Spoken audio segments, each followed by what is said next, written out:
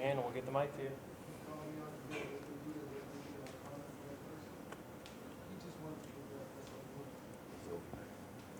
What did you take a look at after the Alabama game, and what can you guys improve on in terms of getting off the field there on third down?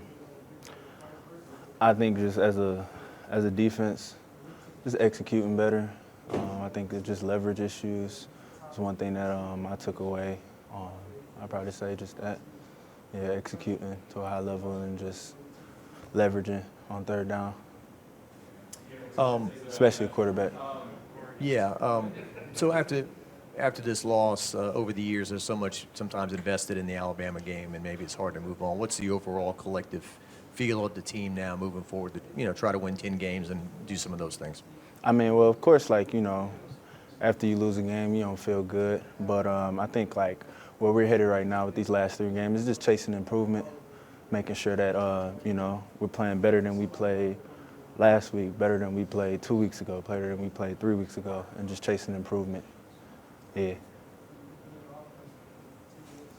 How do you guys feel like you've emotionally handled all the injuries that have kind of come to your defense and kind of fight through those? I mean, we always talk about a next man up mentality.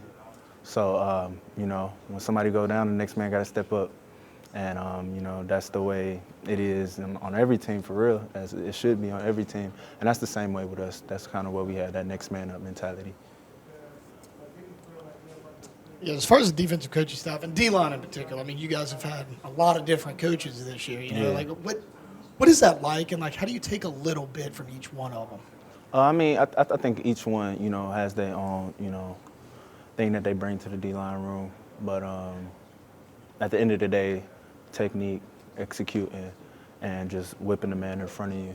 And in a way, we try to, use all these coaching to try to just do that. That's our main goals.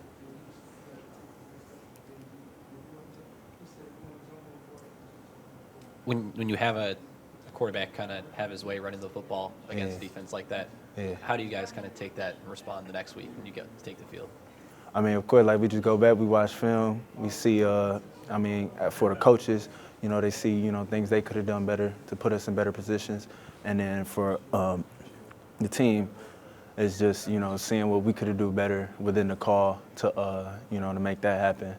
And, I mean, for real, that's really it, just taking film and then going back to the next practice field and doing it again.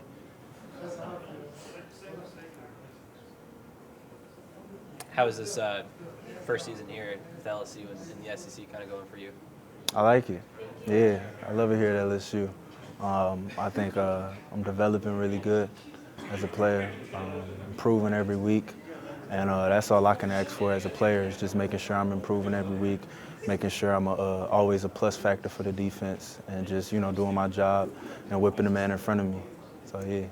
I know you played in big environments before, but, a game like LSU versus Alabama, what did you kind of take away from that? And you got another one coming up with Florida coming into town. Yeah. I mean, that's one to remember for sure.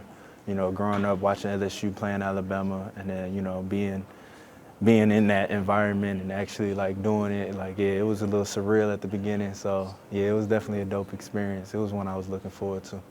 You got a lot of young guys on your team who have kind of been thrust, like you said, that next man up mentality. Mm-hmm. How have you kind of led them through these experiences? Man, I just tell them just cool, calm, and collected. That's what I'm saying. Just cool, calm, and collected. Don't let the moment be too big. Don't let the moment be too small. You got your job, execute, and get things done. We were just talking to Kiron. Mm-hmm. Obviously, different side of the ball, but what have you seen out of him in terms of, the drops and then kind of overcoming those and keeping his head on and focus moving forward? It's like I said before, it's just, chasing improvement, and that's something that he's done, for real. I mean, we can always talk about, what he should have done and stuff like that, but, he had a really big catch for us in the game, got us in the end zone when we really needed it. And, that's an example of a dude that, doesn't let the moment get too big, doesn't let the moment get too small, and just chase improvement. And, he comes in and makes a play for us, and that's what we need from all of our dudes. He was talking to us about the challenges of social media today. Like, if you would have 3 sacks, I'm sure you'd want to maybe go read social media and the compliments. But then when things don't go well, You have to avoid it, and how can that affect your mentality if you go and read that stuff? I mean, for me, I kind of try to stay away from social media, like, you know, during the week, stuff like that. You know, people say different things. People don't know what we're doing in the building. And they say all types of stuff. So for me, it's what matters. You know what I'm saying? My team, playbook, the game plan, and at the end of the day, it's, you know, the right getting the opinions from the people that matter for real. And, you know, social media, you know, it can be a distraction, and that's something I try not to let happen. And I feel like, you know, I'm confident in my game because of that. You know what I'm saying? I kind of like have my own little space, if that makes sense. Yeah.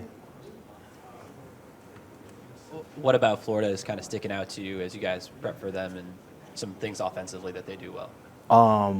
They do a lot of motions and shift, eye candy. They got great players. So, you know, just managing all that, making sure our eye discipline is correct. And I think that's one of the biggest things going into this game is eye discipline and just handling all the motions and shifts and, you know, different types of, like, eye candy plays that they have and stuff like that. Any more questions? Good. All right. Yep.